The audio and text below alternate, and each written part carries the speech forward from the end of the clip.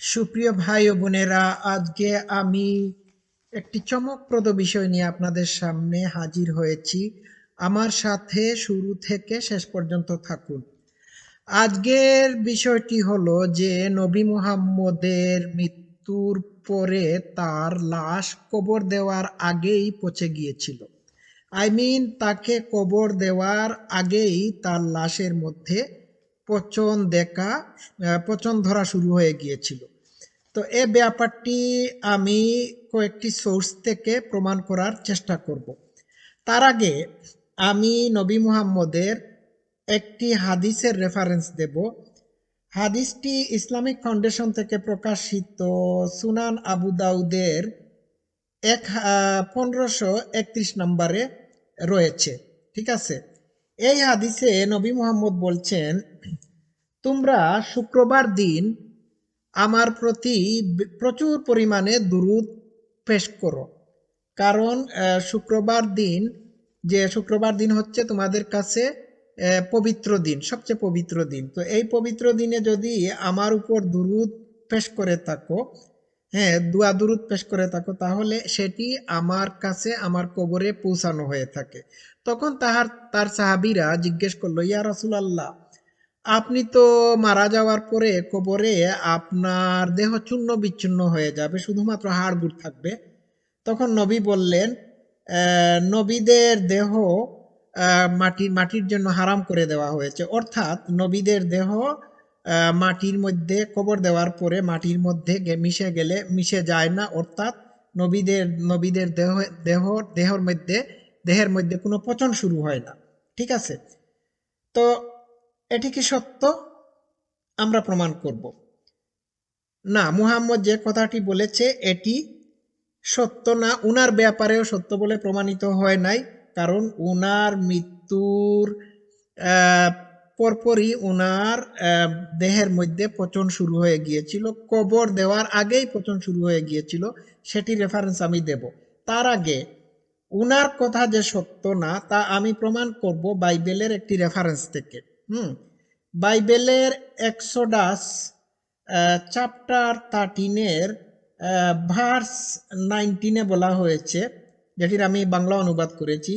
সেখানে বলা হচ্ছে, মুসা নবী ইসুফ নবীর হাড়-গুড় সাথে করে নিয়ে গেলেন, কারণ ইসুফ নবী ইহুদিদের কাছ থেকে একটা প্রতিশ্রুতি নেন। হ্যাঁ, তিনি যে প্রতিশ্রুতি নেন সেটি হলো, তিনি তাদেরকে বলেছিলেন, তোমরা যেখানেই যাও আমার হাড়-গুড় সাথে নিয়ে গেলে সদাপ্রভু বা ঈশ্বর বা সৃষ্টিকর্তা তোমাদের সাহায্য করবেন। তাহলে এইখান থেকে আমরা প্রমাণ পেলাম যে হজরত ইসুফ একজন নবী হওয়ার সত্ত্বেও মানে তার দেহটা পচে গিয়ে মাটির সাথে মিশে গিয়েছিল, আর যা বাকি থেকেছিল সেগুলো হচ্ছে তার হাড়গুড়। তাহলে দেখা যাচ্ছে যে মুসা নবী ইসুফ নবীর হাড্ডি গুড্ডি মানে তিনি যেখানে গিয়েছিলেন সেখানে নিয়ে গিয়েছিলেন। ঠিক আছে, তো বোঝা যাচ্ছে যে নবীদের মানে দেহ মাটির সাথে মিশে যায়। তাদের দেহ কবর দেওয়ার সাথে সাথে পচে গলে যায়। যা বাকি থাকে তা হলো হাড়গুড়। ইসুফ নবীর ঘটনা থেকে তা প্রমাণিত হয়। আচ্ছা, তো নবী মুহাম্মদের হাদিস এইখানে মিথ্যা প্রমাণিত হলো। নবী মুহাম্মদ যা বলেছেন তা সম্পূর্ণরূপে মিথ্যা বলে প্রমাণিত হলো। ঠিক আছে, এখন আমি আসি আসল ঘটনায়। ঘটনাটি হলো যে নবী মুহাম্মদের মৃত্যুর পরপরই তার দেহের মধ্যে পচন প্রক্রিয়া শুরু হয়ে যায়। কিভাবে শুরু হয় সেটি আমি বলছি। এর আগে আমি একটি কথা বলতে চাচ্ছি, সেটি হচ্ছে যে নবী মুহাম্মদের মৃত্যুর 3 দিন পরে তার মৃতদেহকে কবরস্থ করা হয়। ঠিক আছে, এখন 3 দিন পরে তার দেহ যেখানে কবরস্থ করা হয় বা দাফন করা হয় সেটি হলো তার ঘরের মেঝেতে। ঠিক আছে, তার মেজ ঘরের ভিতর গর্ত কুড়ে বা কবর কুড়ে তাকে এইখানে মাটি চাপা দেওয়া হয়। এর কারণ কি?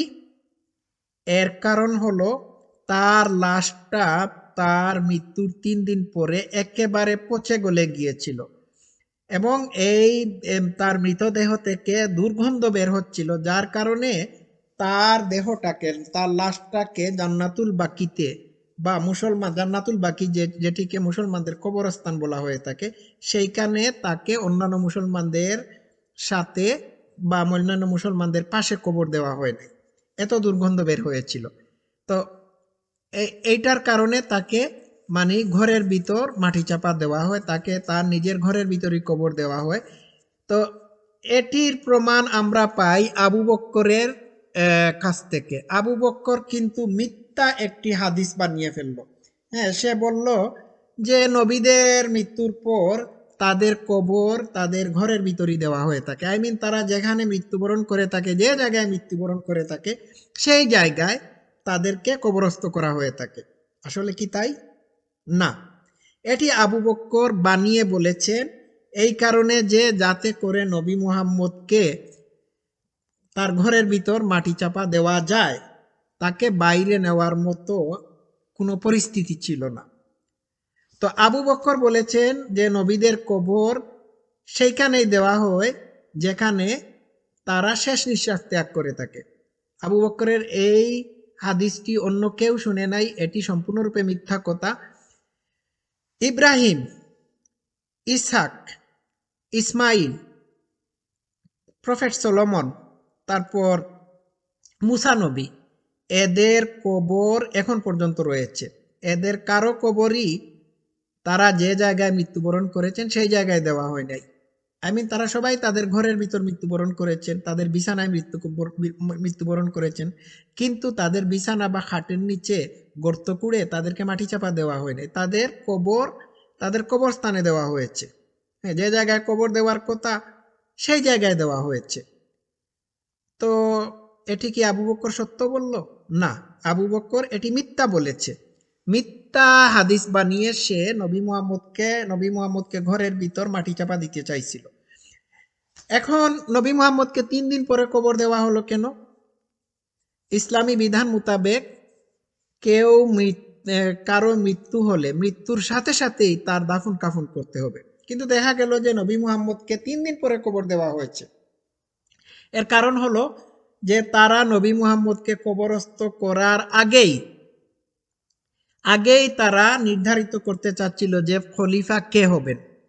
এই নিয়ে তারা বাকবিতণ্ডা করতেছিল, যার কারণে নবী মুহাম্মদকে তারা কবর দেয় নাই। কবর দিলেই তো কল্লাফতে, কবর দিলেই তো সবকিছু শেষ।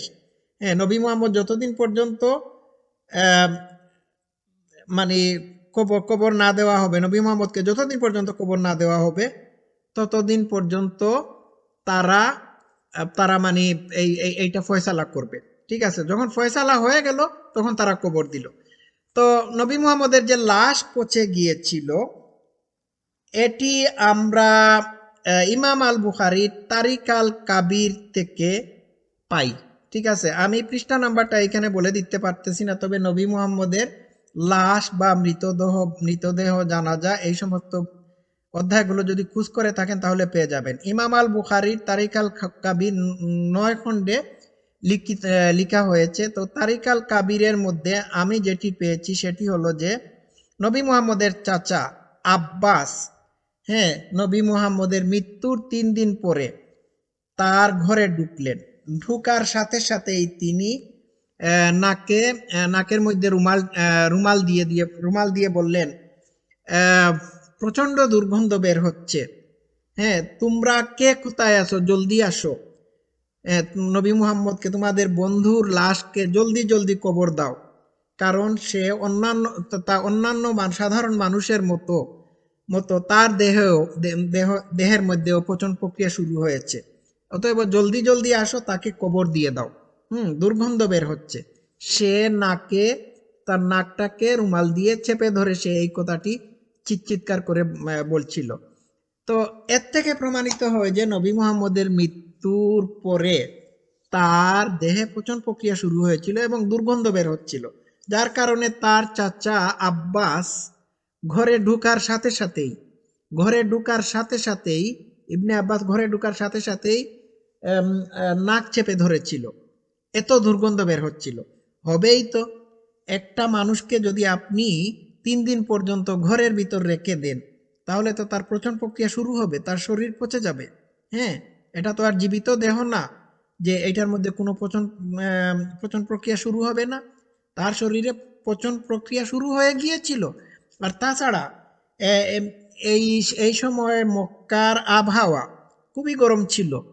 প্রচণ্ড গরমের সময় দেহের মধ্যে পচন প্রক্রিয়া ত্বরান্বিত হয়। তাহলে আমরা প্রমাণ পেয়ে গেলাম যে নবী মুহাম্মদকে কবর দেওয়ার আগেই তার শরীর পচে গিয়েছিল এবং শরীর থেকে দুর্গন্ধ বের হয়েছিল, বিধায় তাকে ঘরের ভিতরই মাটি চাপা দেওয়া হয়। তো এই নবী মুহাম্মদ যদি ঈশ্বর প্রেরিত পুরুষ হতো, তার দাবি যদি সত্য হয়ে থাকতো, তাহলে অবশ্যই তার মানে তার দেহ পচে যেত না, তার দেহ থেকে বা তার ডেড বডি থেকে দুর্গন্ধ বের হতো না। এটি হচ্ছে আসল কথা। তো আমি এইটুকুই আপনাদেরকে আজকে বললাম। তো সবাই ভালো থাকবেন। আমার কথাগুলো যদি ভালো লেগে থাকে লাইক শেয়ার করবেন, কমেন্ট করবেন। সবার প্রতি রইল ভালোবাসা। ধন্যবাদ।